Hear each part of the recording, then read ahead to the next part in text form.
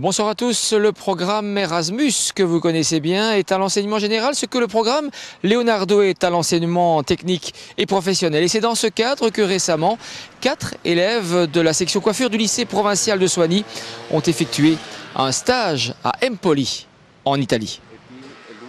Empoli, à une quarantaine de kilomètres de Florence en Italie. Une quinzaine d'élèves de coiffure y ont passé 3 semaines au mois d'avril dans le cadre d'un projet appelé la Force de l'air avec un H pour le jeu de mots sur cheveux en anglais. Le projet dont les élèves ont pu bénéficier s'inscrit dans le projet Erasmus+, qui vise justement à booster donc l'enseignement qualifiant, à se lancer dans ce genre d'aventure. Alors il faut savoir que c'est pas nouveau, des élèves qu'on envoie à l'étranger sont des aventures connues, mais bien souvent réservées à l'enseignement général. Et justement, la spécificité de ce nouveau programme Erasmus+, c'est d'encourager l'enseignement qualifiant, qui est finalement le parent pauvre de genre d'initiative, à être plus participatif à ce genre de projet. 4 élèves sont ennuyères, elles sont motivées et espèrent trouver ici, à l'Académie Isantini, un complément de formation à celle qu'elles ont reçue en Belgique. Pour moi, c'était d'apprendre de nouvelles méthodes, de venir en Italie pour apprendre les formations des chignons et aussi pour la langue, l'accueil de la cliente et tout le reste. Et pour moi, c'est le même. C'était la pratique, la langue. Enfin, moi, je trouve que tout ce qu'on apprend ici, c'est génial.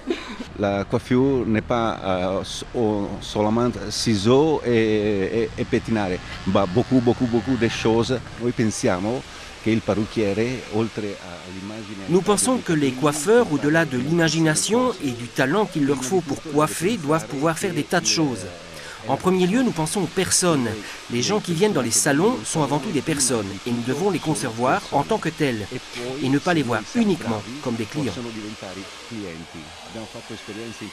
Nous avons une expérience internationale, notamment avec Chicago aux États-Unis, en Finlande et avec Barcelone en Espagne. Et ailleurs encore dans le monde. Pour moi, il est important que les coiffeurs connaissent beaucoup de choses, qu'ils connaissent les usages de leurs collègues d'autres pays, parce que c'est important pour leur ouverture d'esprit. Si on parle avec des gens de chez nous, avec nos clients, c'est bien, mais il faut aussi connaître les autres pour estimer les tendances et au-delà, les modes.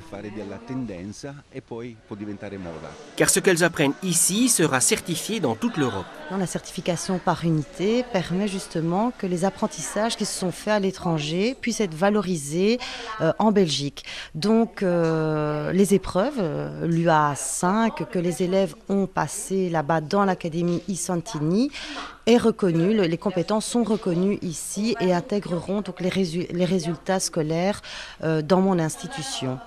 Donc la CPU permet la mobilité européenne et la reconnaissance des apprentissages des élèves, que ce soit à l'étranger ou en Belgique. On a appris une nouvelle technique qui s'appelle flamboyant. On n'a jamais vu ça, donc c'était intéressant à apprendre. Il n'en demeure pas moins que la formation leur a paru plus théorique que pratique. Ainsi, ce matin-là, assiste-t-elle à une démonstration de coiffure et de maquillage sur un plateau de cinéma. On peut regarder, mais pas toucher. Chez nous, on a les deux, on a la théorie plus la pratique, donc ça change.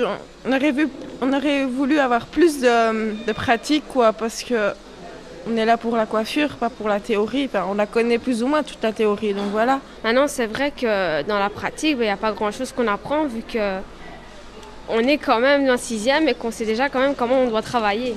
On est là pour apprendre justement la pratique et moins de théorie.